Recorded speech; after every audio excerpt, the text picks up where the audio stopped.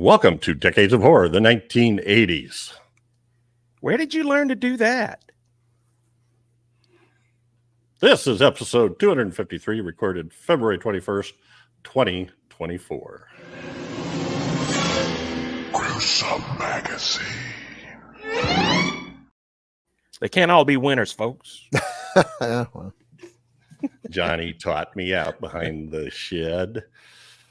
My name is Jeff Mohr, and the podcast is about horror films released between 1980 and 1989. Each episode, my co-hosts Bill Mulligan, Crystal Cleveland, and Chad Hunt and I will tackle another classic or not so classic film from this radical, gory, influential, and gruesome decade. Joining me tonight are my incredible co-hosts. First up is not Crystal Cleveland. She is off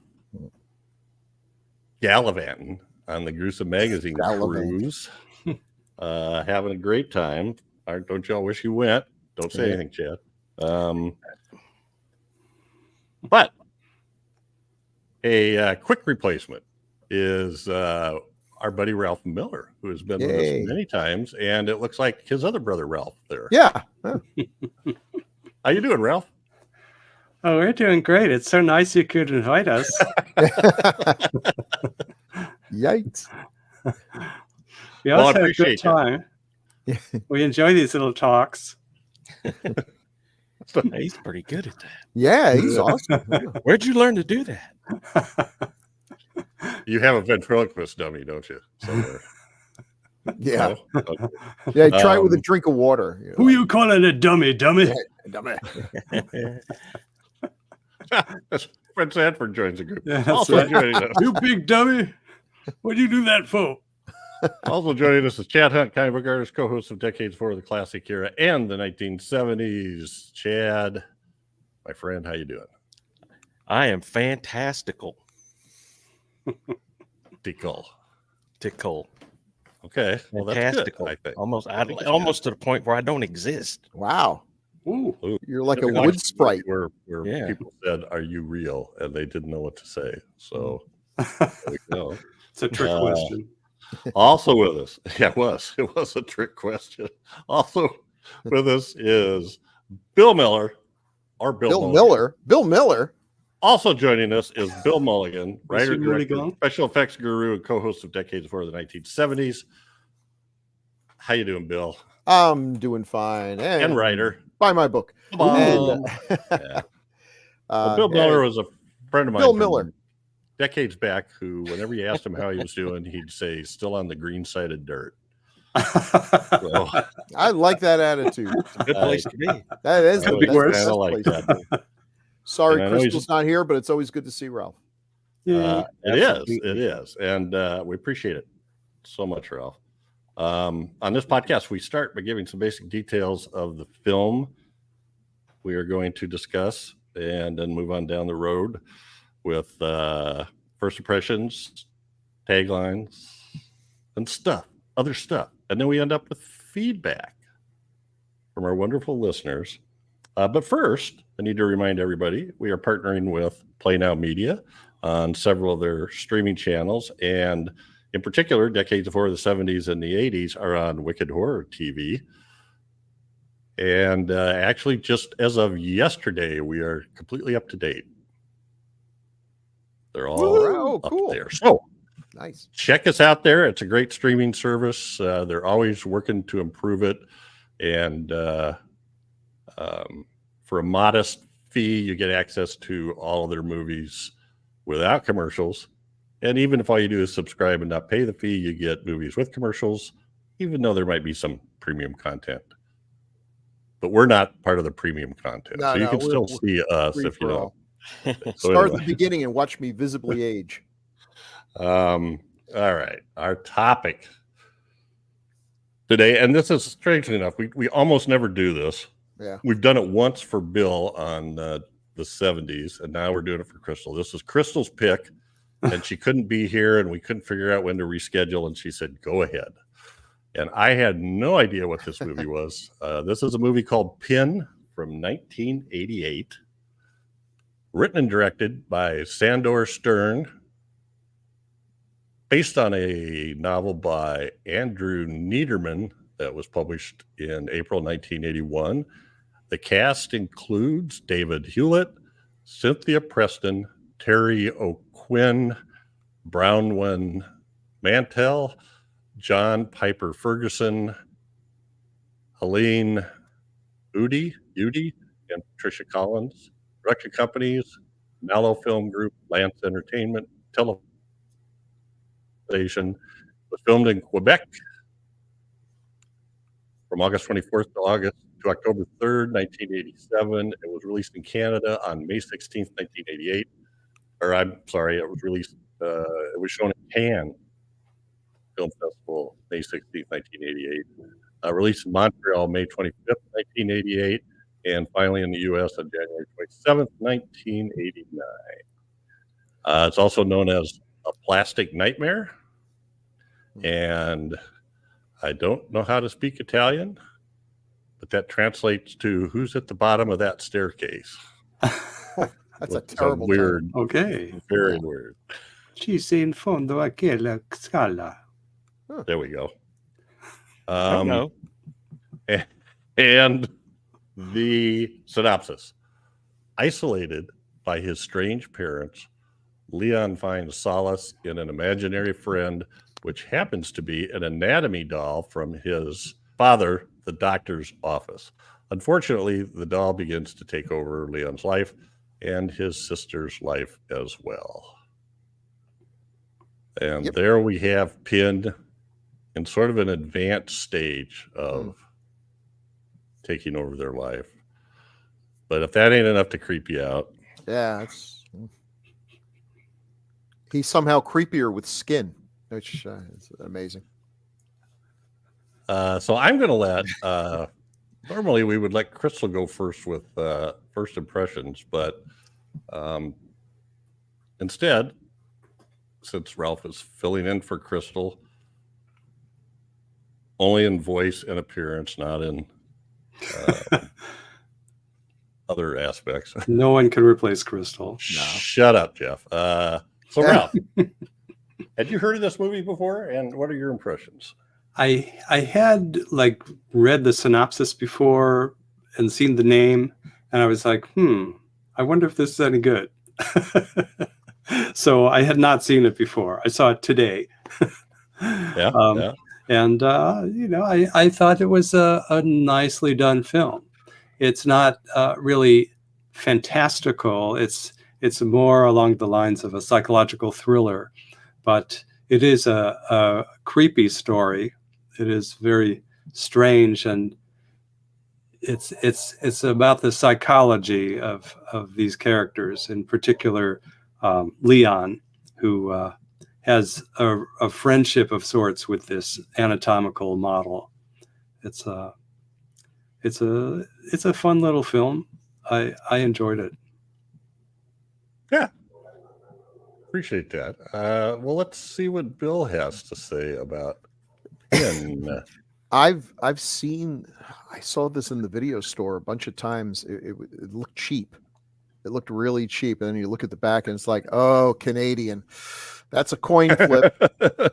That's a coin flip. You might get Cronenberg, you might get Rock and Roll Nightmare. You just don't know. And I just never got around to watching it. So I was happy when Crystal picked it. And now I'm real happy because I have to say I was impressed. I really enjoyed it much more than I thought I would. If I'd known it was about ventriloquists, I probably would have eaten that up, because next to monkeys with razors, ventriloquists to me are absolutely terrifying.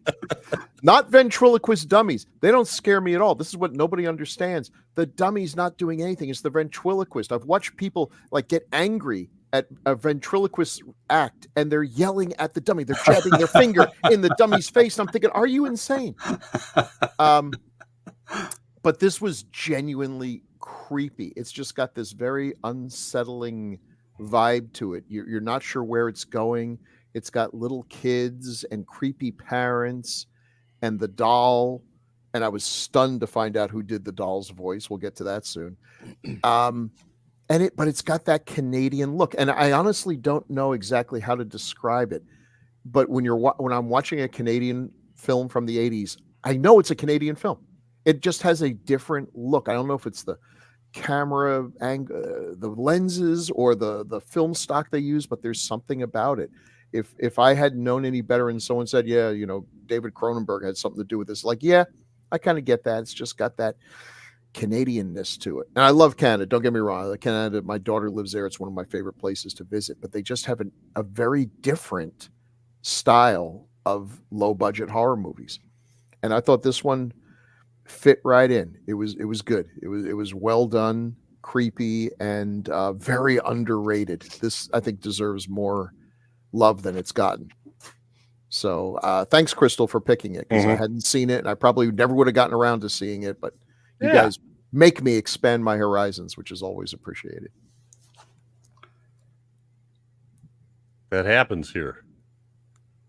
Thank you, Bill. Unfortunately, I like my horizons bound and gagged and squeezed into a tight ball. If I had $1 for every time I passed this on the video store shelf, Oh, wow. Yeah. I wouldn't be sitting here with you guys. But I'd just stop and I'd stare at it for a few minutes and read the back of the box, and I would nah. And just didn't seem like it's something I'd be interested in. And so this is the first time I've actually seen it. And that's something that's 35 years down the road for me since the last time I even considered it. But this movie was strange, it was odd, it was cringy in some points, but overall I liked it. I liked the drama of the psychology that was going on between those people. It felt like, first of all, it was not your normal, this guy has schizophrenia, and then they throw some twist ending at the end where the dummy actually moves its eye or does something. Right. It was real all along, something like that. But it gives it away very early in the movie that what's going on. And the suspense comes from, not from the doll or anything like that, but what's he going to do next? What's Leon going to do next? How is this going to play out? And I found it very, very interesting and very, I found myself really liking it, because it was different, I guess, than most of these type movies. And, the first parts with the parents were just, I really didn't get. I didn't like the nurse when she locked the door and had her way with the dummy, or the doll, or whatever you want to call it. And the father, I guess he was supposed to be portrayed as science over everything. So that, go ahead. What was the girl's name? Ursula. Take the towel off his lap and check it out, and and she started giggling at it and stuff like that. That was very weird. So at first I was like, man, I'm not watching this crap. And I was trying to find the button on my remote control when it started to get interesting again. So I watched the rest of it, and it really was first 15 minutes aside. After that, it got really, really interesting, and I enjoyed it a lot. I did. I don't think I would have enjoyed it back in the day when I saw it in the video shelf, being a younger guy, but now, yeah, I really, really enjoyed it. Yeah. All right. Thanks, Chad. Yeah, I was pleasantly surprised. I was kind of expecting not to like it, but I should have known better. So thanks, Crystal. In a way, and I didn't think about it while I was watching it, but it is sort of the classic ventriloquist and ventriloquist dummy story with a new twist. going all the way back to Dead of Night and Magic and the Twilight Zone episodes and that stuff. But it doesn't tip his hand. I mean, you do know what's going on because it can't be happening what you're seeing.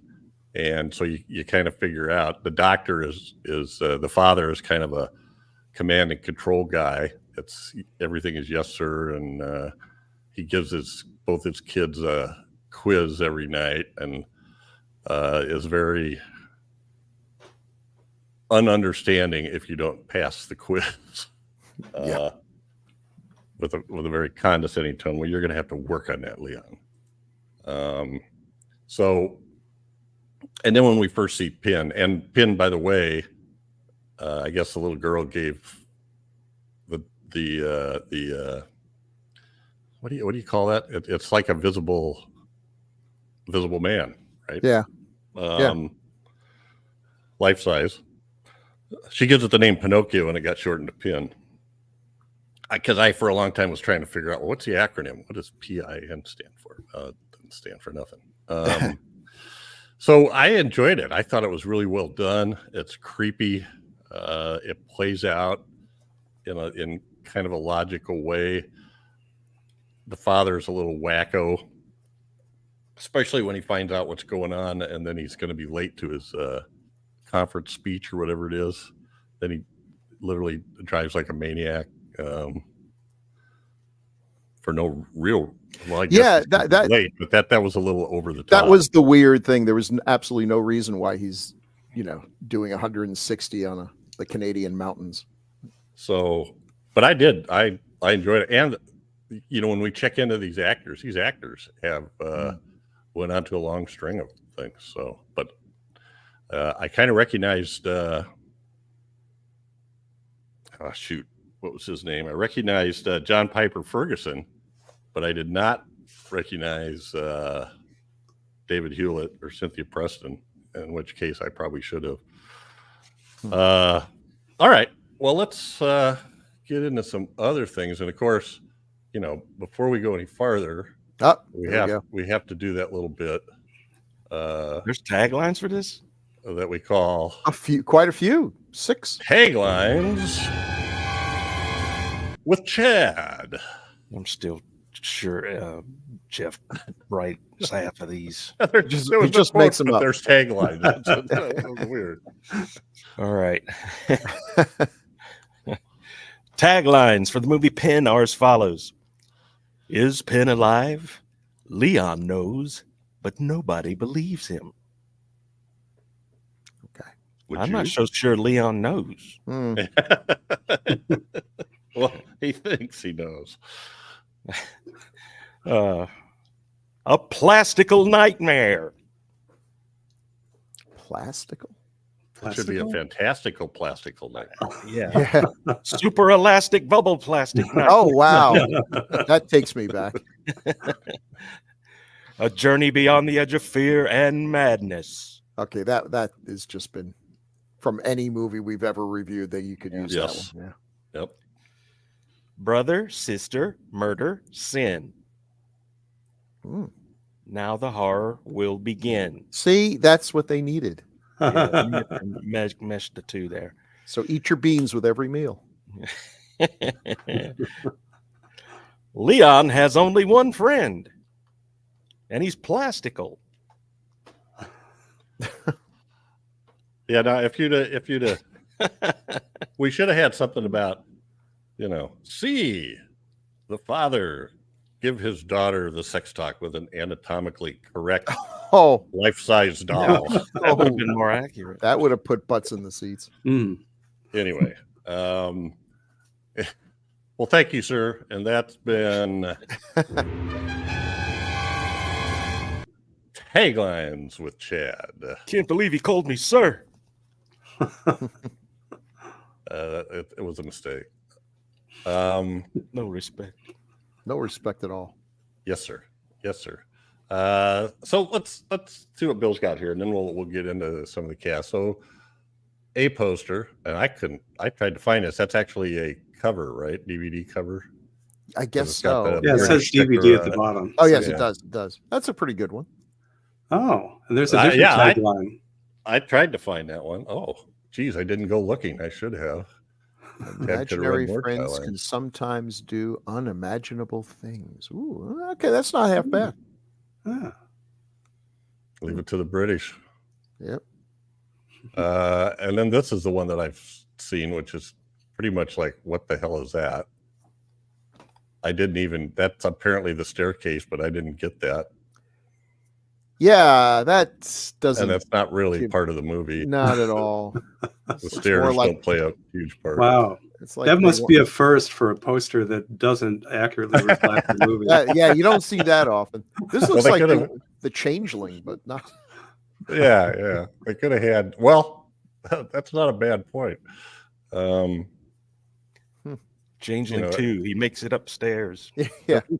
At least the Italians have like low-cut dressed busty women on the cover that don't appear in the movie, as Yeah. opposed to you guys. They could have had one dressed as a nurse. Ooh, So they could have. yes, They could have. but they didn't. Sitting At least that on happened in the Jim's movie. lap. Thank you. Yes. All right. Well, so any particular scenes you want to talk about that struck you, or should we just go right into the cast? Okay. Terry O'Quinn. Go Terry ahead, Chad. O'Quinn. What were you Oh, going to say, Chad? We were talking about how fast he was driving because he was late, but he was. I felt like he was freaked out, Yeah. He was. Yeah. and he had just found his son talking to the doll, and that's why he sort of forbade them to talk to Penn when he wasn't around. I guess he didn't want him to develop something weird relationship with it. Well, he failed. I mean, And then boy did he fail. But I don't know what he was freaked out about. That his son was doing this, mimicking what he was doing, or and they kept trying to insinuate that the doll was alive when it sat up, when he turned the corner real fast, and then the sheet came off, and Yes. Mhm. Yes. Yeah. yeah. so And his wife was freaking out too when she saw Yeah. the doll sit up in the back. He's dirty. yeah. I just want to say these are some of the worst parents Yes. in history. Yes. These are right up there with Hansel and Gretel and Matilda's folks. I mean, they are just awful. Really, really bad. Yeah, the mom is a neat freak, cleaning up all the time, and the son can't play sports or do anything where he'd ever get dirt on his shoes or anything. and when he drops or spills something, she smacks him in the face. Not nice. This is a family of 4, and the only one who came out normal was the daughter. It's a 25% success rate. Not good. Well, she I don't know, was she normal? Well, She was a little considering- promiscuous in high school. Well, okay, sure, but in the grand scheme of looking at which the of rest us of her wasn't, family, Jeff? Come on. well, me. some of us just wanted to be. Not but, for lack of wanting, but I know. I know. Compared to the rest, she is normie. Big. She's Marilyn from the Munsters. Yes, I mean, yes. Yeah. She does. She straightened out after that. right after the abortion, After the dad. dad performs an abortion on her, and invites yeah, his son to watch. He Right. invited Bad enough, he gives her Julian the to sex- watch. Gives her the sex talk and talks about the need. Men and women have a need. Yeah. And that's how they referred to it. Does the After need that come need. back? Leon asks her. Who is this girl you're going to date? It's just the need. Just the need. Yeah. The need. So the whole concept, and just think about this. I'm not questioning the movie, but I'm thinking about the doctor who's got this life-size anatomical doll that, what is it doing? Is it talking to all his patients or just the kids? And if that's supposed to not freak out the kids, oh yeah, imagine the doctor. Wow, imagine him being a doctor and a kid and having a little ventriloquist dummy on it. And it's just like, this is like a whole nother level creepier than that. Oh. Taking your kid to this doctor is, the child social services should use that as a reason to take your children away from you. Yeah, it's a That's the life-size word. human figure without skin. That's kind Yeah. of creepy. That is apparently anatomically correct, which I Sure. got the idea when the nurse was like, Mhm. Unbelievable. yes, they went there. Yeah. And yet, I don't know, what was this rated? I didn't even look. I would have guessed I think it's R. PG. Really, R? I think guess it's R. Yeah. probably just for general creepiness. Yeah. It is R. It is R. Yeah, There's no. Well, there is nudity. There's when a, they- a little bit of nudity, and Very Yeah. little blood. sexual content, sexual situations. Rated R for Canadian creepiness. Well, I mean, I would think you, it was More the right. subject matter that really Yeah. got it. yeah, would wanted you that really rating. want 5-year-olds coming to see this movie? I don't Yeah. think so. All right. So Leon's dad would. Yeah, I think it's he would. educational. I think he would. He's all for the education. Yeah. So the kid is like, the dad won't let him. You're not supposed to go anywhere near Pin when he's not around, but the kid keeps finding reasons to sneak in there, and at some point he starts doing the voice when the dad's not there, and he needs to talk back to him. So, Well, he doesn't Oh, have a and- lot of friends. No. So even though he friends. never figured out that his dad was a ventriloquist, he came up with the ability to do ventriloquism on his own, which is so maybe it's a genetic thing that was passed down. Terry O'Quinn was quite good at the ventriloquism. Okay, I know you're saying, well, he probably wasn't really doing that. It was a movie, but I don't know. His lips are barely moving. I mean, Edgar Bergen's got nothing on this guy. Well, the the kid was good too, right? Yeah. Yeah. The thing about ventriloquism is that some words are very easy to say without moving your lips, and some are not. Take the word bump. It has the b, the m, and the p. And That's for a all lot. of those, you need to get your lips together. As the movie progressed, I noticed that Leon, you could see him moving his lips, moving his mouth just ever so slightly, just like his dad did at the beginning. But then as time goes on, pretty soon he's not moving his mouth at all. In fact, for some scenes, he's got his lips completely closed, and it's utterly impossible to talk. The best you can do is hum if your lips are closed. So that's not possible. No. So that means to me that maybe you're seeing it through his eyes. warped psychological Yeah. perspective, and that's not really the way things are. Right. Yeah. But ventriloquism is seldom portrayed accurately. I'll tell you, one of the crushing disappointments of my life was one finding out there is no island with dinosaurs left.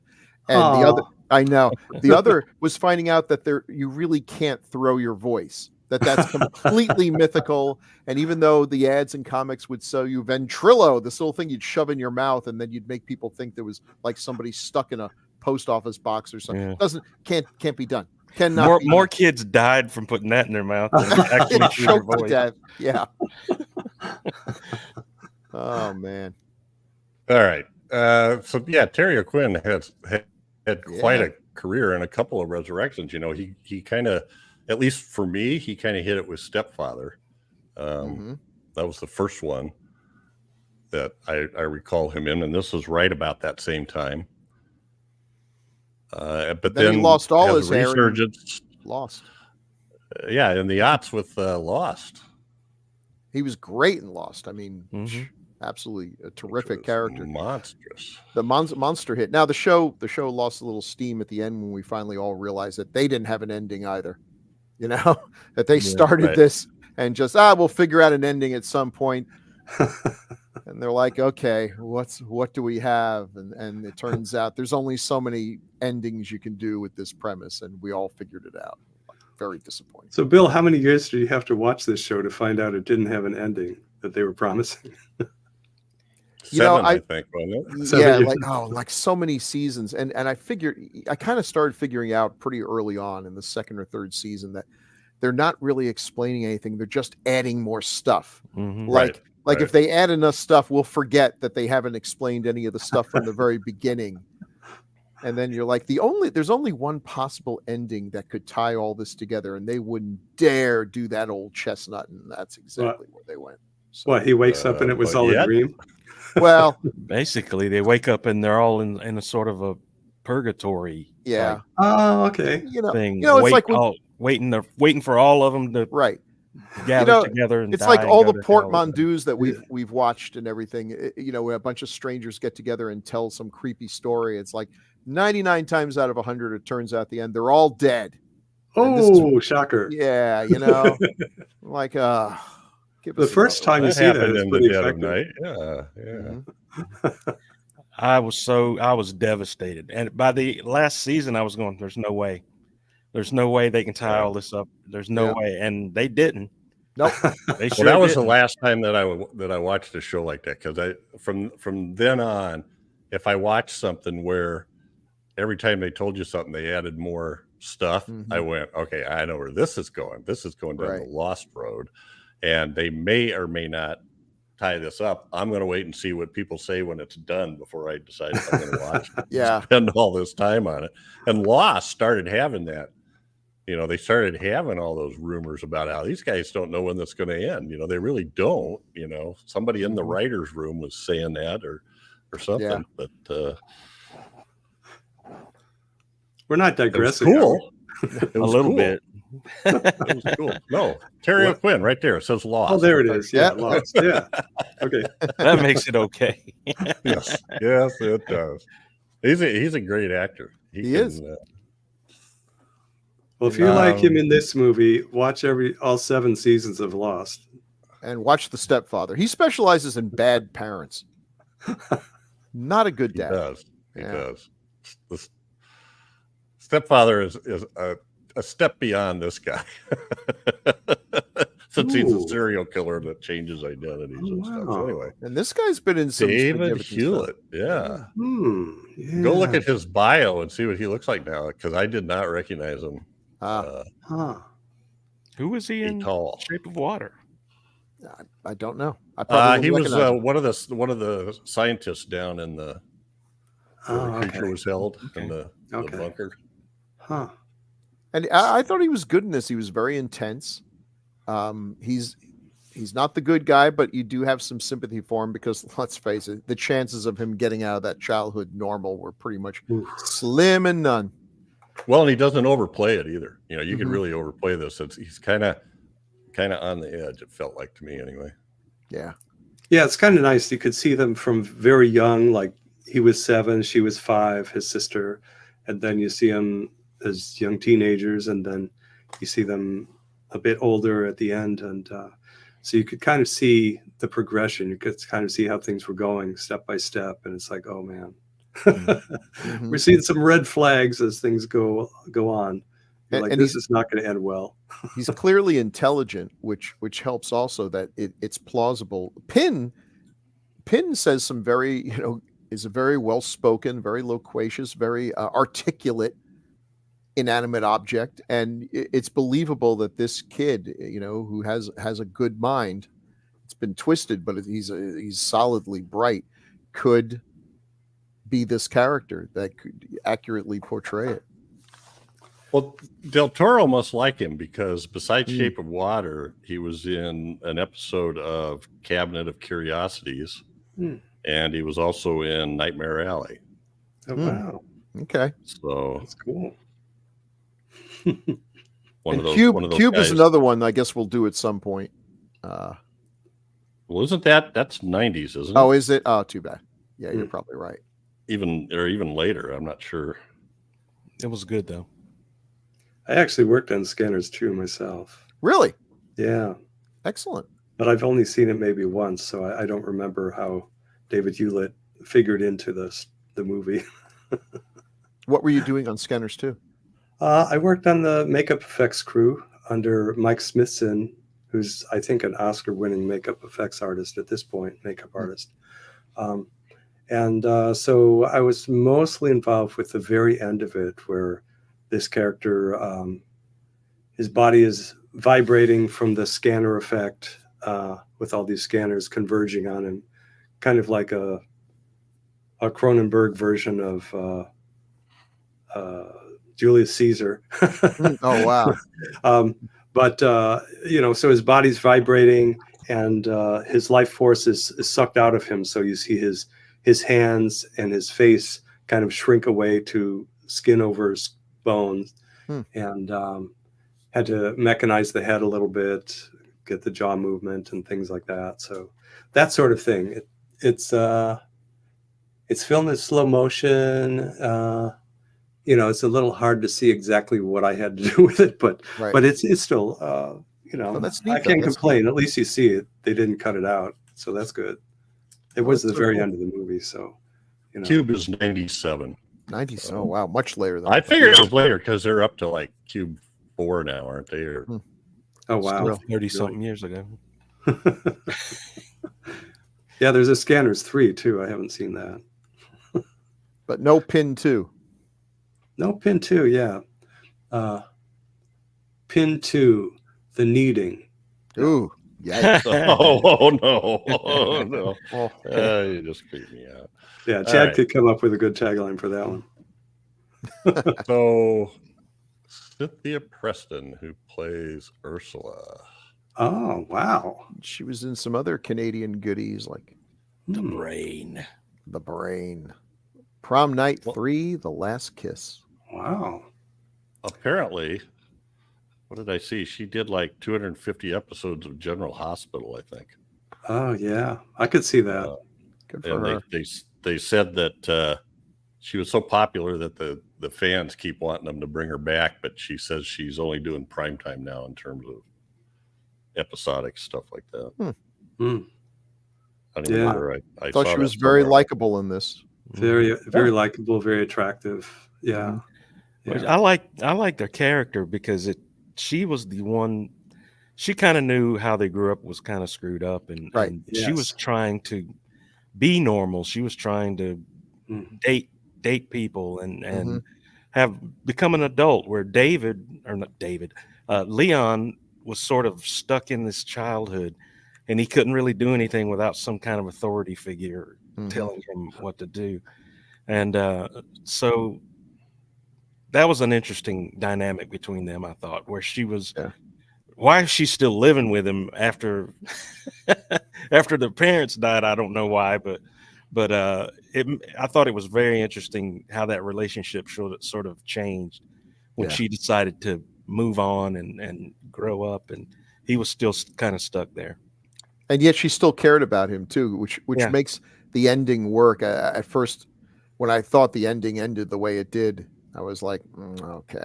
Oh my God. But then we see what really happened and who got the axe, and it's like, okay. All right.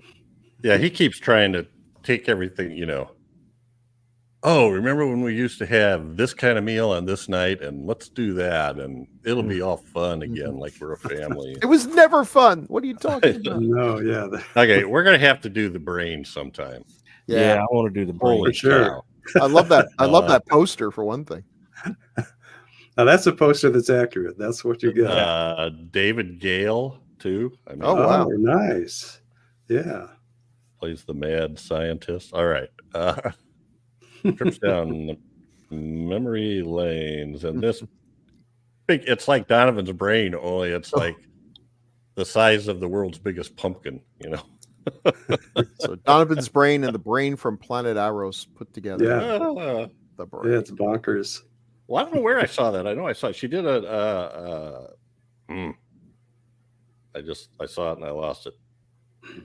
She did an episode of X-Files. And what was the one I was thinking of? Forever Night. As did Terry O'Quinn. I always watched Forever Night. My Was on wife at like liked that. midnight on Saturdays or something. Was that the vampire detective one? Yeah. Everybody gets to be a detective. Even vampires. Even vampires. So anyway, I was trying to find the soap opera one, but now there it is. General Hospital. From 2002 to 2005, 159 episodes. She played Faith. Wow. Anyway, she did a good job. Yeah, and look at that hair. There was some really great 80s hair in this movie. Oh yeah. I feel sorry for Leon because not only was he a little bit on the psychotic side and didn't have any friends, didn't play or have any fun, but A little uptight. he didn't have the kind of 80s hair that some of the other people were rocking. Well, But you know what? she didn't have the flip thing going, Yeah. you know. This picture just show they even as kids and as adults, they do look like they could be related. You know, sometimes they have brothers and sisters. You're like, okay, this one of them's Chinese and the other one isn't. I mean, stop. This is bad casting. But these do look like they genuinely could be siblings. Yeah. Good Okay, job. so she gets a boyfriend, and you don't have an image of this, but I just don't. wanted to show this. So this is the guy. That's the boyfriend. I've And seen him in so many westerns. If Really? you Yeah. don't recognize him, it's this guy. What? Huh. Yeah, I've seen him play the bad guy in some westerns. He's all over the place now. Yeah. He plays a lot of like CIA insurgent kind of guys too, you know, in the jungle and John Piper Ferguson. Huh? yes, If he shows up yes. in a movie, you can be pretty sure he's going to die. So Well, I kept looking at this guy and going, wow, that guy seems familiar. He really seems familiar. I can't figure out who this is. And I said I recognize him, but actually I had to look it up and I went, oh no, that can't. These guys, a lot scruffier. the two guys, David Hewlett and him, they really changed over the years. I Yeah. challenge somebody to recognize them. All right. Well, here's the titular character, as they say. and the voice actor, which absolutely blew me away when I saw that, because this guy is one of my all-time favorite characters. He is. He's great. Mike from Breaking Bad and Better Call Saul is one of the great characters, and one of those characters. He was supposed to basically be a one-off, you know, show up, do his thing, and walk away. And they must have seen, oh my God, we've got lightning in a bottle here, and so good. Well, what was the other movie he was in that we did that was he played kind of a stupid deputy? Ralph was on that. Was that Gremlins? That was in Gremlins. Yeah. Oh, Okay. okay. We should maybe let the listeners know we're talking about the actor Jonathan Banks, who is the voice of Pin in this movie. Yeah. Which is kind of interesting because Pin was, you know, Pin's voice was supposed to be the ventriloquist work of both Leon and his father, Mhm. but they both Sounded the alike. voices in both cases were this actor. And Jonathan. nothing like the character Mike, where very gravelly and, you know, the weight of all the years. It's almost like Hal from 2001. Yeah. But when I saw that, I was same as you, Bill. I'm like going, that's not the Jonathan Banks. Oh, yes, it was. Indeed, it Well, was. you don't want to be typecast as Pin because there aren't that many parts No. like that. No. So you take your voice down and make it gravelly, Right. so you have a career. Well, that thing is just, I don't know. And then somewhere we nothing is ever explained, but apparently Leon finds this. Does he paint it, or does he find another mask to put over it? You know, Or- I've read where someone said, oh, he must have put latex over it or something. But actually, if you look at that anatomical figure, it doesn't have sculpted muscles on the face. Right. Those are just painted on a face that is relatively featureless. Right. And so I think he just simply painted it.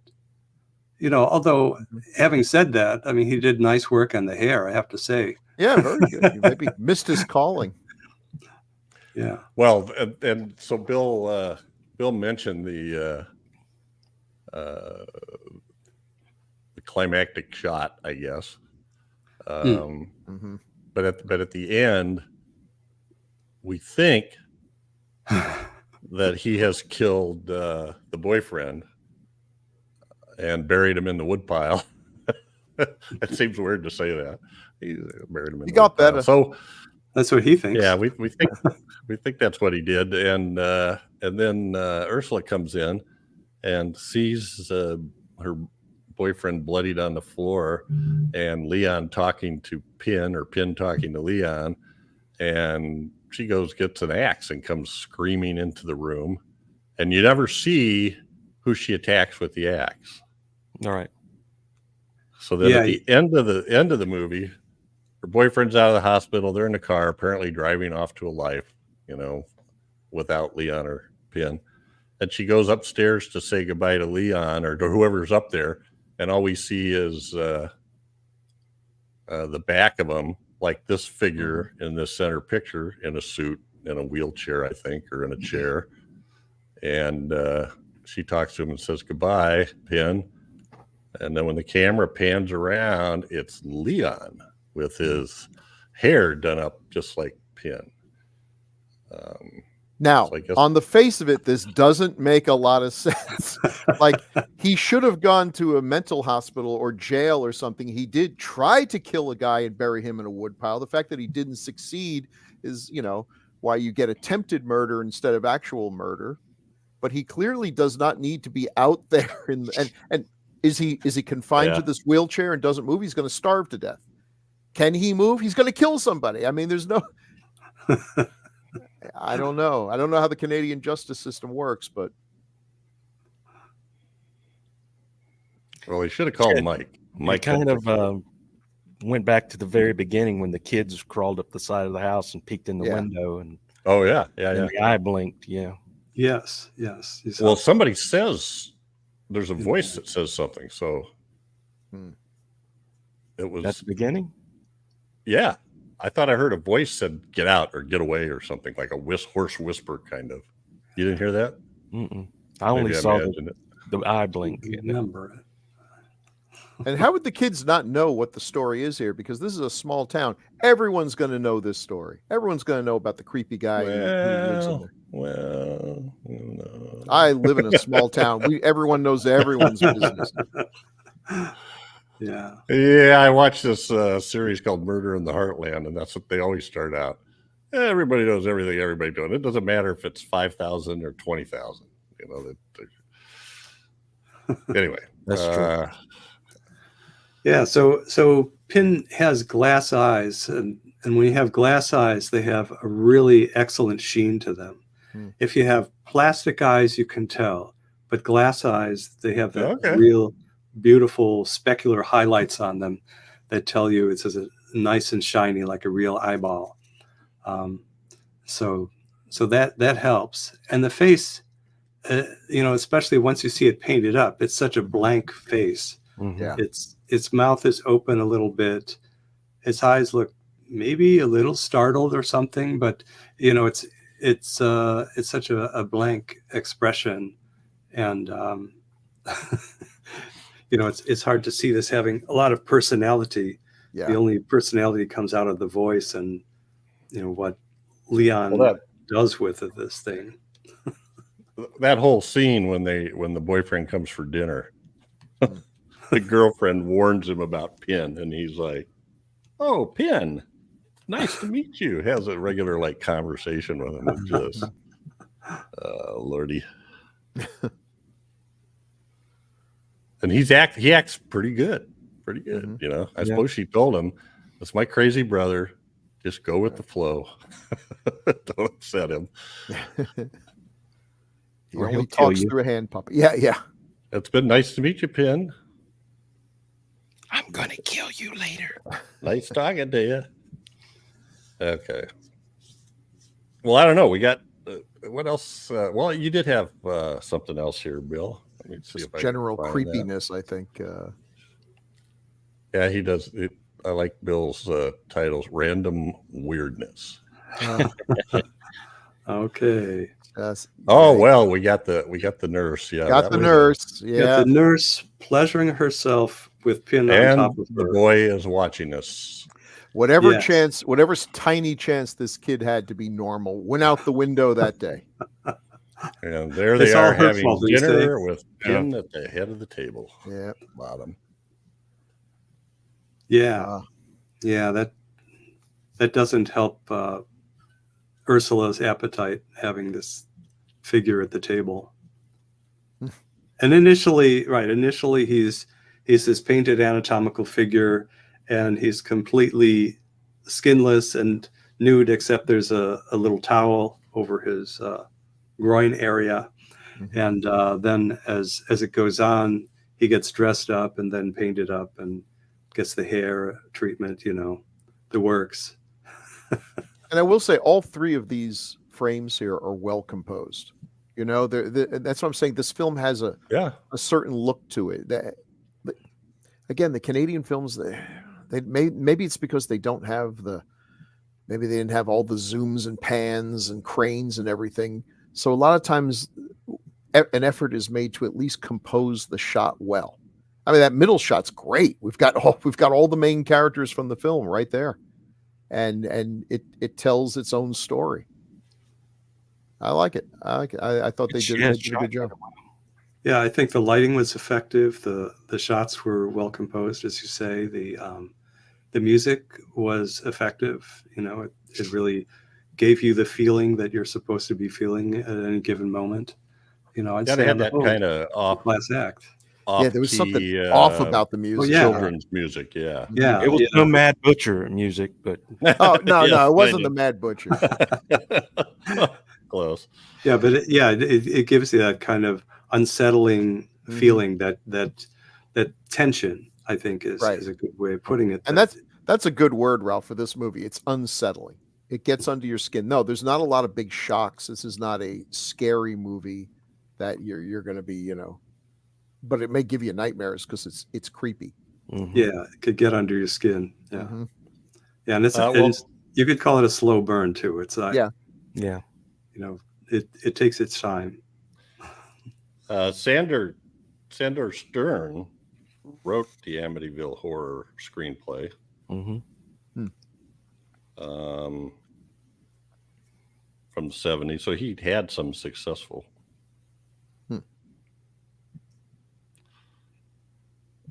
things. I was looking here. Mysterious Island of Beautiful Women. Well, the TV movie, so it can't be too seedy. Wasn't that good? I've seen. Oh, True Grit: A Further Adventure, the one with Warren Oates as as the Reuben character. That was not memorable. Yeah. So we should say Penn had the misfortune of when it was done, New World Pictures was basically dissolving film division, and Penn kind of got lost in there. And they say a screening of the film was met with a negative response, and I get that. I don't think this was ever going to be a monster hit, although I think maybe the critics would have liked it, and maybe that would have gotten some people in there. But this was not going to be a blockbuster, but it should have gotten more attention than it did. I should have kept a list as we've been doing this, but because the number of movies that get screwed by a studio going out of business or being sold are seems like or the studio heads will change. I was just going to say that one. And then whoever worked on the films that are in progress, you know, they're out the door, and the new people in charge don't care at all about that slate of films. They're not going to get any credit for it, so they dump them. It is the strangest business. It just. Well, this was apparently it was featured in Fangoria as one of the 101 best horror movies you've never seen. I remember that. Yeah, I can see that. You know, here's the thing. Seriously, Ralph, if you or I work for a peanut butter factory, you know, a company, and it could happen, and it turns out suddenly there's a big demand for crunchy peanut butter. You and I, as owners of this business, would be like, we're not the ones who came up with crunchy peanut butter. We're just going to dump it and come up with our own peanut butter because we hate profits. That's our motto. That's our company slogan, and we're going to stick with it. And yet, with Hollywood, you're the head of a studio. And here's a project that comes along and it looks like it could make money, but because you're not the one who said, yes, make this film, somehow it's tainted money. It's dirty. I don't want to spend it. Yeah. It's all about ego. It's nuts. We're sending it straight to Tubi. Because if you want the studio to have a livelihood, you know, to have legs, you know, you want films to make a profit, but that's not the way it's often. Companies like that, all companies are like that. I'm not kidding. We've gone into companies where like the big corporate parent is initiating some program through all the companies, and they'll get a new plant manager, and that plant manager decides I need to make a mark, and he just immediately starts changing crap without talking to anybody. He doesn't like anyway. Yeah. It's not unusual.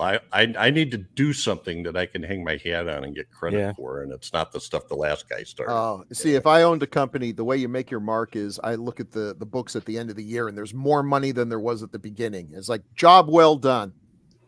Well, I they're didn't really they're do anything. That's fine. They're basically sociopaths.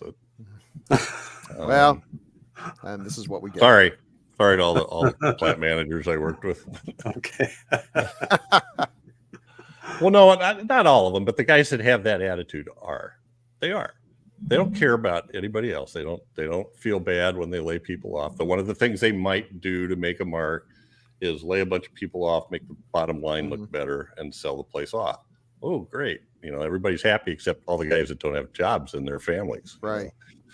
All right, I'm done. Jeez, Jeff, what about sidetrack? Yeah. Well, we got anything else to say here? This was a little hidden gem, and it's always nice to run across one of those. So again, it's on YouTube, Crystal. and it's a relatively good quality. Yeah, it's not a bad not print at all. Yeah, not bad. Yeah. So give it a shot. I think it's an offbeat movie. It's like you say, it's not going to be a big crowd pleaser. It's not the feel good hit of the summer, but nor is it a splatter fest. It's not there are bad things that happen to people. There's this twisted psychology, but it's got a subtlety to it. You get to see the characters develop. You get to see that arc of the different characters, and that's really what this movie's about. And as far as Canadian films go, it's somewhere between Rabid and The Pit. So it's that whole term psychological horror gets thrown around a lot, and sometimes it's not really it's not really what it is. But this is a good example of it, I think, of real psychological. Okay, I'm going to ask you guys. This is totally off base, and so. You think the last things were sidetracked? We just reviewed a movie on Gruesome magazine. I saw a weasel today, and it no, go ahead. a weasel. Squirrel. It was a squirrel.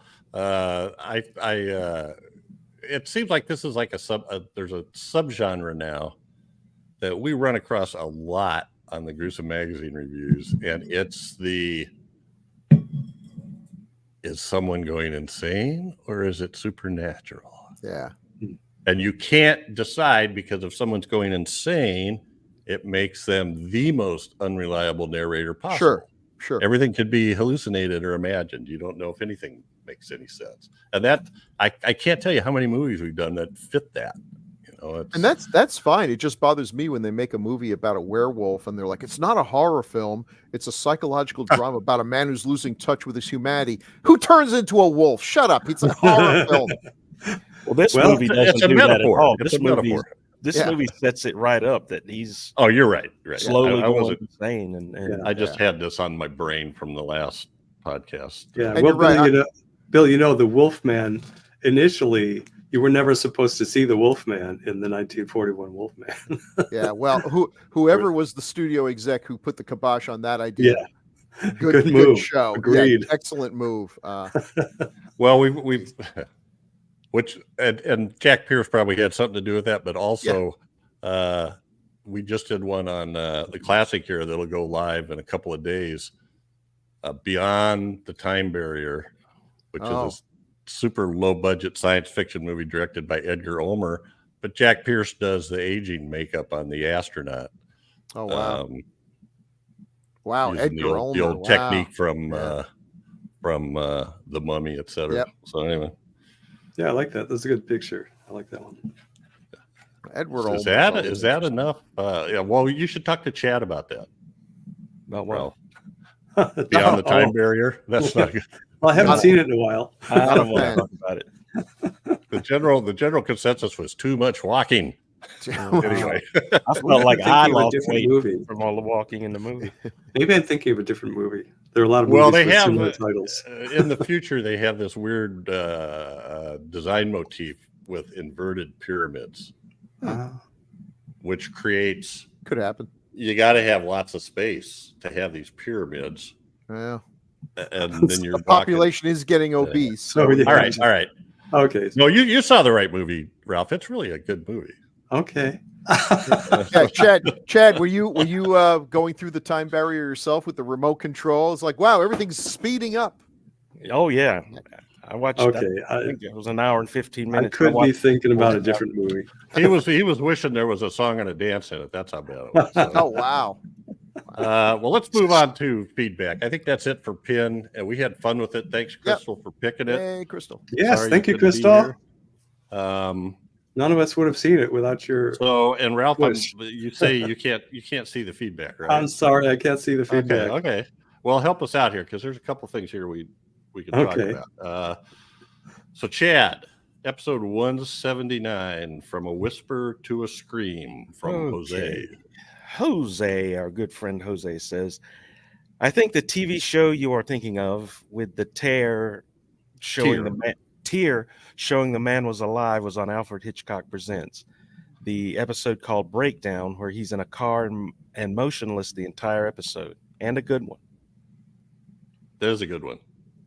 He's trapped in a car and he's Yeah. alive, but he can't move. It's like being drugged, by something, and you're paralyzed and can't move. And there's police and they're moving the wreckage of the wreck around, and nobody can hear him or see him or anything. He's about to get good autopsied. Yeah. Appreciate it, Jose. So, Bill, episode Okay. 209, The House by the Cemetery, from Arturo Pacheco Romero. Oh, thank you for doing that. Wow. I was gonna mangle that. Oh, That was impressive. The House by the Cemetery. To me, this is a Frankenstein rendition. I mean, Dr. Freudstein, Frankenstein, the creature is a monster that needs body parts. Frankenstein's monster was made from different body parts. Super strong, can't talk, and moves slow. Also, the way they pronounce the name sounds like how Gene Wilder called himself. It's pronounced Frankenstein in Young Frankenstein. I love that. That might movie. work. Young Which one? Frankenstein? Young Or Frankenstein or House by the Cemetery? Both of them, but I like. Yeah. I do like Dr. Freudstein quite a bit. Yeah, he's a creepy monster. The what they call it, the trilogy, Gates of Hell. Gates of Yeah, Hell. the Gates of Hell Yeah. trilogy. Those are some whacked out movies that really have Uh-huh. no connection, but they came out. I think the three of them came out in 2 years. All right. Episode 214, The Fly 2, from Jose. Chad? Jose says, I haven't seen this in many years. I did see it in '89 when it was released on VHS. The dog really is terribly sad. The only other scene I remember vividly is the elevator head crush. I found this on Blu-ray some time back and need to break it out. That was one of the best sequels. Yeah, we really thought that was, and that's the one with Chris Wallace directs it, correct? Yeah. Yes. Mhm. Yes, it is. Terribly underrated. I love it because they didn't go the route Cronenberg took with the Mhm. first Fly, and they couldn't. You couldn't top that movie. So they just same as James Cameron did with Aliens. They just took it in a different direction, Yeah. and it just was top notch. I It's thought. got one of my favorite face melt effects. Not that Yeah. I collect them, but but I do. I have them But in you the do. drawer in my boudoir. Yeah, The Incredible Melting Man. Where does that fit in there? How's that? I love All right. Melting Man too. I have Yeah. to. Episode 215, Crawl, also from Jose. Jose. He says, this is another favorite from my high school days on VHS. I'll bet I watched this movie 20 times after it came out on video. Years later, I found the laser disc, and it is the only such disc I've owned that suffered from laser rot, the notorious Sony DADC plant effect. I was unaware of this. You would think laser discs would never fall apart, but he continues, The Widow of the Web, memories, and the Cyclops and his heroism. The score by James Horner is great, and I finally found the CD a couple of years ago. I have the Blu-ray, but haven't watched it yet. Yeah, Kroll's a classic.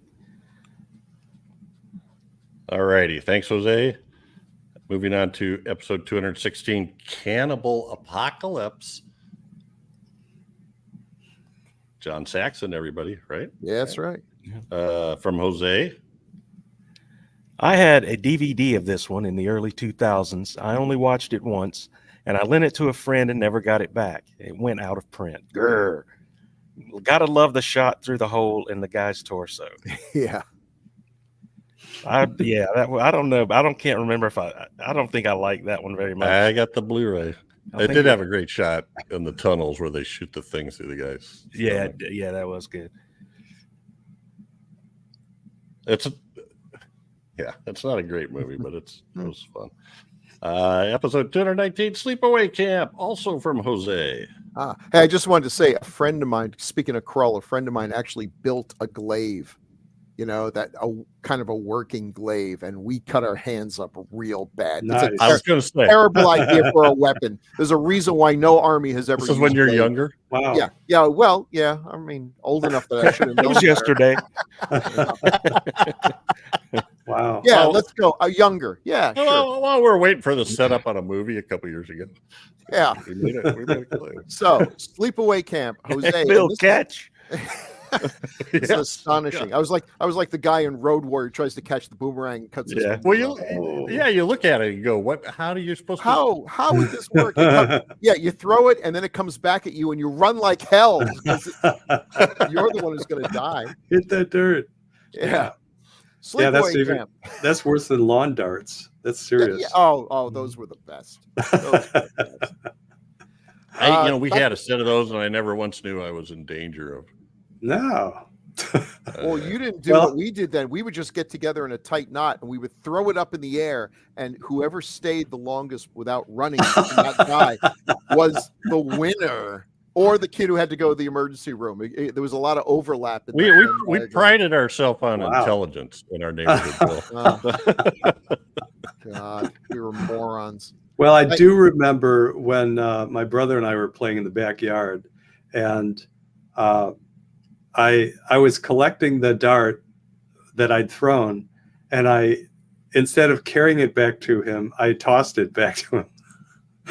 He did catch it in the gut, but he's fine. Oh no. Oh wow. We did not pride ourselves on intelligence as children, Jeff. No. Well, I didn't either. I mean, I hit a kid in the head with a croquet mallet one time. Oh, never tried that. What are you, the dad from The Shining? Good God. I was the kid. And, and it was handy, and what are you going to do? One well, thing leads to I another. threw it, and he you moved. threw it. I threw it, and he moved Ooh, to where it was thrown. where it was going. So you're blaming the victim. Wow. Well, he was dumb enough to run towards it.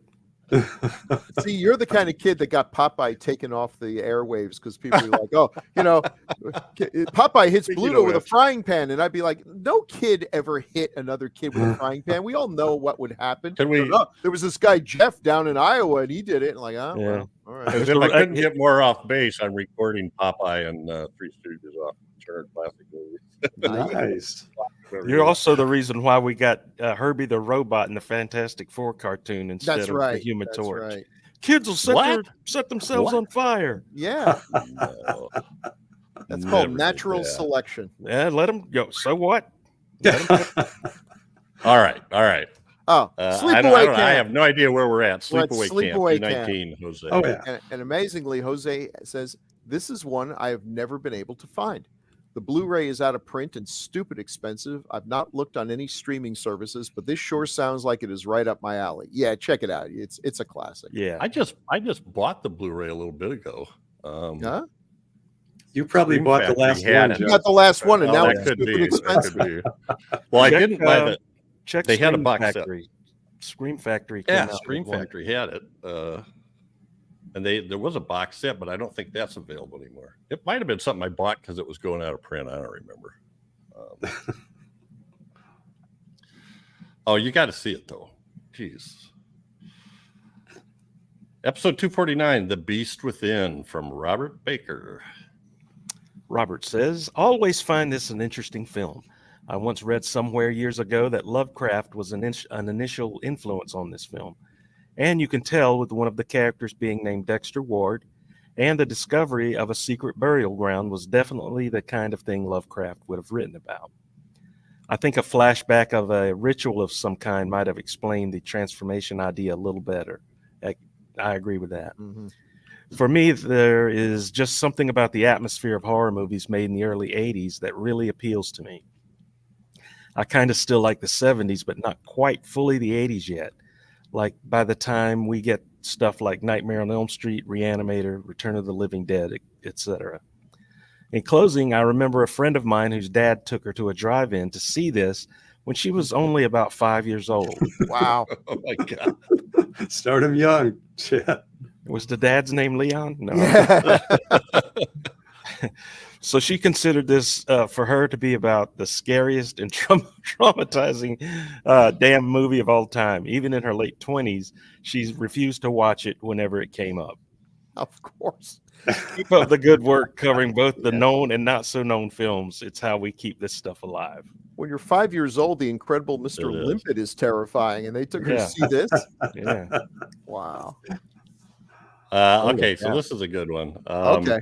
This is from Dunlop, HG2GL2QL, I can't even pronounce that, but from on The Beast Within. okay. He says, just what do we even mean by cringy by today's standards? Are today's standards really so much loftier? And do movies of today never get a bit cringy? And you kids, get out of my yard. Yeah. I'm keeping your ball. Who was it who called it cringy? Because Dunlop HG. It might have been me. I don't know. Yeah, I- let's when I let's first see Phones Jeff to did pick it. with you, Mr. Man. when I first saw this, I'm like, this monster rape scene really freaked me out. Now, when I watched it now, I'm like going, well, why did that freak me out so much? It seems pretty tame Yeah, that's Like- just a Tuesday for you, Jeff. by today's standards. That's right. I'm sorry. I'm still a little, interspecies rape is a little cringy. I'm sorry. It probably was a little shocking back then. I mean, Well, he wasn't particularly attractive. no. And then I don't know what we Neither said was about Expert. today's standards are so much loftier. It's just different. You Yeah. know. Well, it's different if there's mutual consent, like in A Shape of Water. Shape of Water, sure. They're both having a good time. Hey, knock yourselves out. Oh well, Who that are we to wasn't. Yeah, judge? well, that wasn't rapey at all. No. I mean, No. it's a rape thing. It's like Humanoids from the Deep, which which Crystal thought was absolutely hilarious. But I'm like, oh, That's our Crystal. these fish things are raping these women. I'm like, what the hell? Well, she's seen a lot, Jeff. She has, Yeah. yeah. Yes. Well, she's like this girl that She went to see Robert horror Baker movies at described. 5. Yes. Yeah. Yeah. Like, So sorry, Dunlop. I don't know what I meant. yeah. Who knows? We say a lot It of was- things. It was cringy to me. Okay.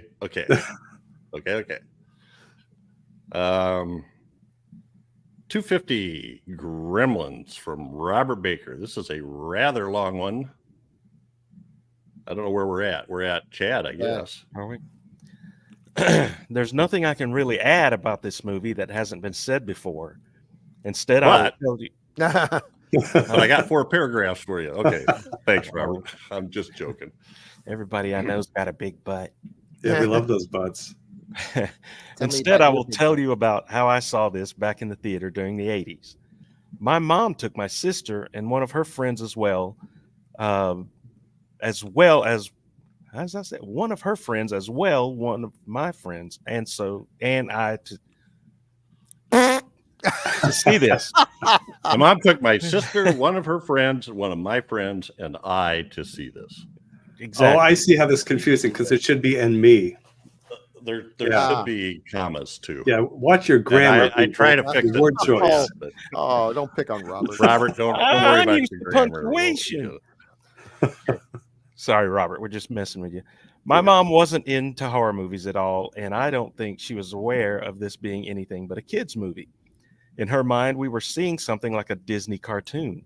And back then, there was no hint of the creature effects of the movie. About halfway into the movie, a thunderstorm came up and shut the power off. After about 30 minutes, theater management gave the crowd a choice: either stay until the next showing and hopefully the power would be back on, or get passes and come back another day. We convinced my mom we did all want to see the end of the movie, so we went back the next day. That showing went well, but it did seem strange watching half the movie again. I liked the movie, of course, and the bonus for me and my buddy was we got to see the awesome trailer for The Last Starfighter and Conan the Destroyer again. At 14 years old, that was the kind of thing that made life worth living in the 80s. And if you were That's wondering, Mom liked the movie too, but also thought a few things could have been cut out. Because she's a good mom. That's right. What she really was went home and told her husband, "I saw the coolest thing. This gremlin monster got microwaved." And so appreciate it, Robert. That's an excellent memory. Yes, thank you, Robert. Episode 252, Conan the Barbarian, and imagine how it just works out that Bill gets to read one of Jerry Chandler's misses. My good friend Jerry Chandler. But you said before the pot. No, never mind. Oh, Jerry says the Conan poster was Renato Casaro. He also did a few variant Conan posters that had a little more detail work and looked a little less Frank Frazetta styled in the artwork. The blood, so that was one thing we wondered about. Yeah, who did the poster? We were trying to see who did. So the thank poster. you, Jerry. Appreciate the it. blood, I'm genuinely amazed there was so much blood in the film. Not for the usual ratings board reasons, but behind the scenes stuff. It was indeed all practical effects. It was also bitterly cold, especially when filming the big battle at the end. The blood was given antifreeze by way of local booze. Apparently, the stuntmen, extras, and a few of the actors kept imitating vampires regularly throughout the shooting days. Sandor Bergman was brilliant casting. I agree. Her height was 5'10". If you dig around the web, she's listed as either 5'9", 5'10", or 6 feet, with the different sites being fairly evenly spread on the different heights. I met her, and that may be overstating it, very briefly some years ago. I'm just under 6'2". She had to be about 6 foot even, and her height, her overall physicality, and the grace she had in fight scenes due to her dance background made her the most perfect choice for that role. There weren't a lot of other performers who could have worked like that and stood out among the cast as well as she did. Totally agree. Mm-hmm. But really, here we go. Shame on Bill. He mentions all that jazz when talking about her background. Come on, man. She was one of the Muse sisters in the world-renowned blockbuster Xanadu. Those dance scenes were epic, especially that opener. God, that movie. I remember her from All That Jazz too, Bill. It's not just you. Yeah. Oh, well, she was great in All That Jazz. Xanadu. Oh, Xanadu. I loved ELO. I love the soundtrack, and Xanadu's boy. That movie. What a flippin'. I love Gene Kelly. Yes. You love all the parts, and then it comes together, and you got Xanadu. I got the Marvel comic of Xanadu. Yeah. Psycho. Jeez. Marvel Super Special. Marvel Super Special. There was nothing super or special about it. It was Xanadu.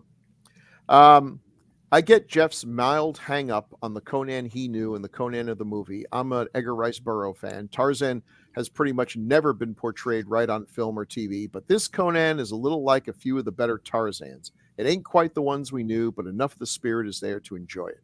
The movie still holds up well. The effects still look good. The acting is largely great. It's shot well. And yeah, it has a very simple and straightforward story. Honestly, that slim story may have helped it out. Not a lot of convoluted bits, no needlessly complicated hero-villain linkage with the original story, and room for the characters to shine here and there and hook the audience. Conan was an example of how, when all the other elements are falling into place so well, simple may sometimes be better. So, for Jeff's watch list, having watched Conan... Wait a minute, I do not agree to this watch list. Okay. Jerry says, the Beastmaster, big yes. The Sword and the Sorcerer, yes, with reservations. It does have an odd camp aspect to it that doesn't sit well with everyone. Was that the one with Lee Horsley as the hero with the double sword? Yes. These all blend together to me. Like, it may well be Deathstalker, which skip the first one, watch the second when you want to laugh. Watch the Mystery Science Theater version of those. Avoid pretty much all the Lou Ferrigno Sand and Sword epics. burn to ashes any film you're given with the Barbarian Brothers of the Stars. Oh my God, yes. And as for your Hunter from the Future, hey, it's better than the Barbarian Brothers movie. And yes, I own that one on Blu-ray. Well, shame on you. Blu-ray for your Hunter of the Future? Wow.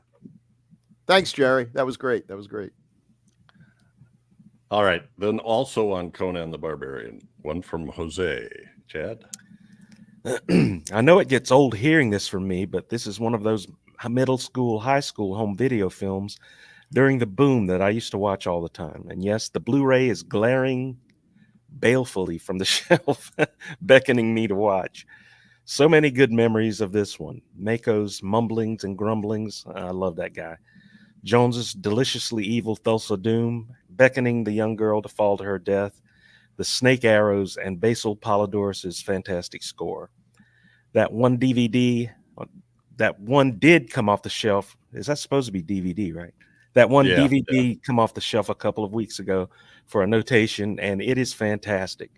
I really should pick up the new 4K based on good reviews I'm seeing. P.S. Have you seen Polidorus in his bit roles in the original Star Trek series? No. Once you've seen him, it's impossible not to sit watching for his appearance on the subsequent viewings. Cool. And originally, I don't know if you guys covered this on the show or not, but Thulsa Doom was actually not a Conan villain. Right. He was actually a Kull villain. The Conqueror, yeah. Yeah, Kull the Conqueror. Yeah, Kull never caught on the way Conan. I love the Kull comics, but all right. And I did go look this up, and Polidorus plays like must be like Red Shirt crew members and a couple of Klingons in the original series. Oh, okay. So. Cool. And let's see, Chad White on Conan. Chad White says, great show, everyone. Conan and Beastmaster were always on back in the day, and that's the way we liked it. That's right. We liked it that way. We only got HBO, nothing else, just HBO, and it stood for, hey, Beastmaster's on. And we liked it that way. That's right. All right. And then, Chad, this Wealth Actually with Fraser Rice. Okay. One of the all-time greats. Conan had a great look and feel to it, along with with an earnestness that wasn't a joke. It's probably peak Arnold. The soundtrack is astounding, and the cast is terrific. I'd still like to know how professional surfer Jerry Lopez made it into the cast. The costume designers did great here. I still throw this out as one of the best hat movies of all time.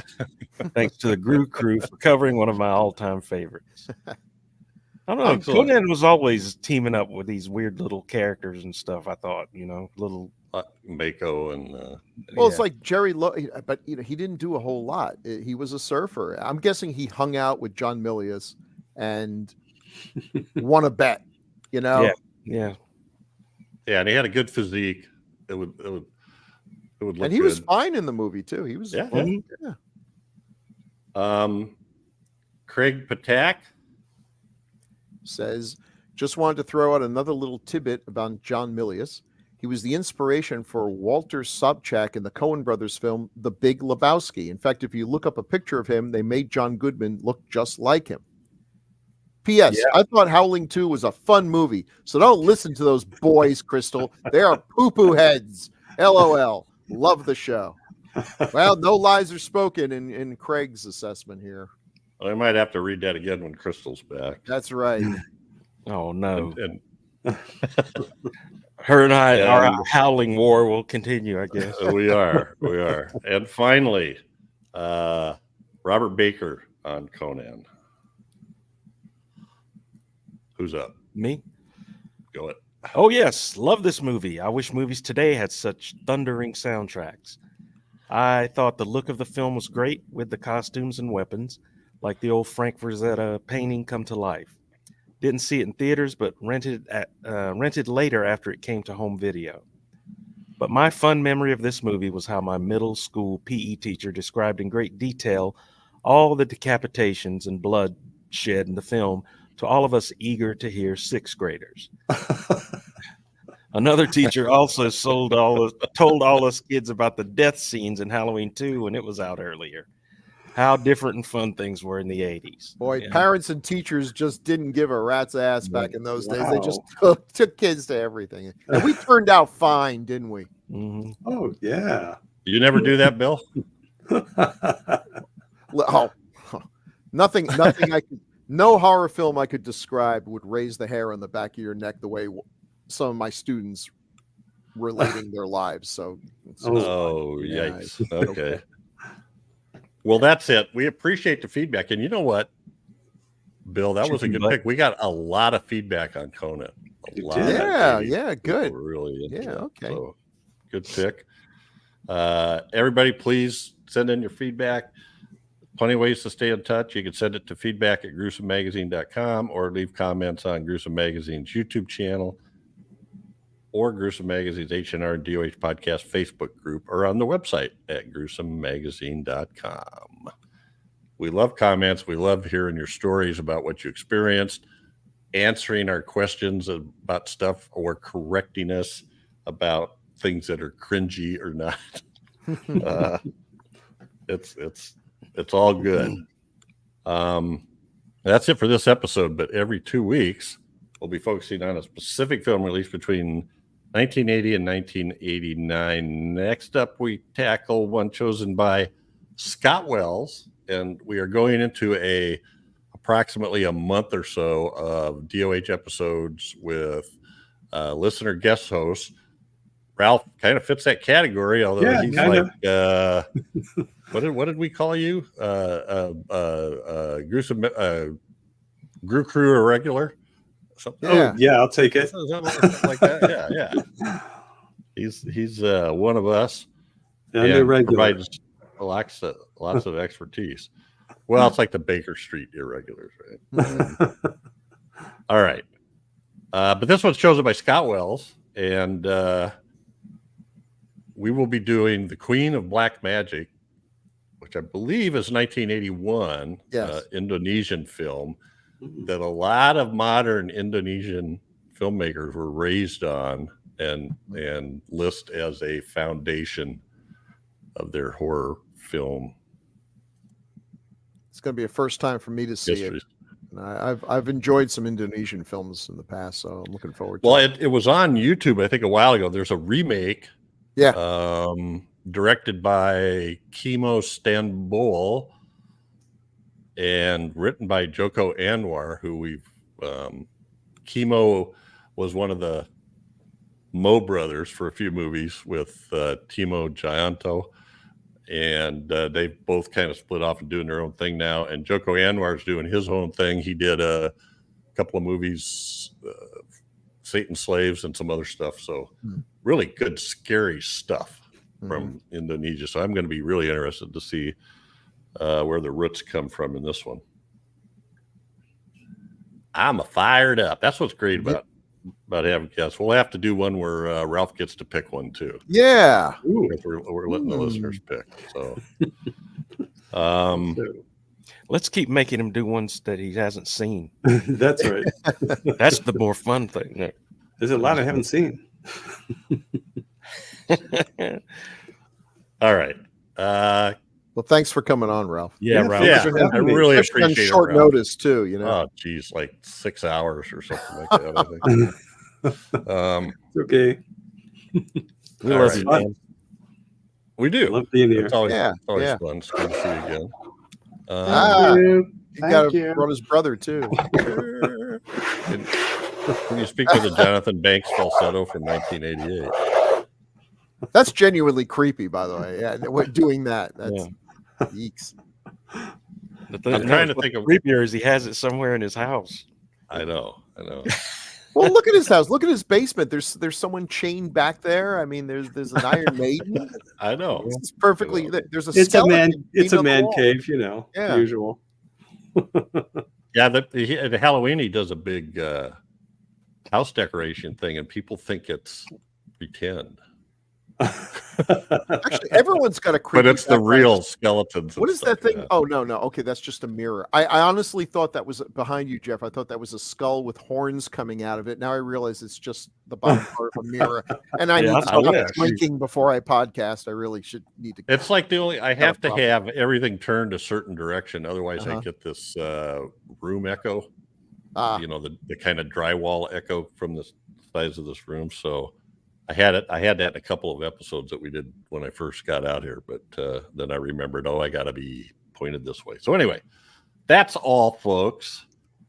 Catch us again here in 2 weeks for another great horror movie of the 1980s. Is only decades of horror can do it. Thank you, one and all. Say good night. Good night. Good night. Sterile? Sterile?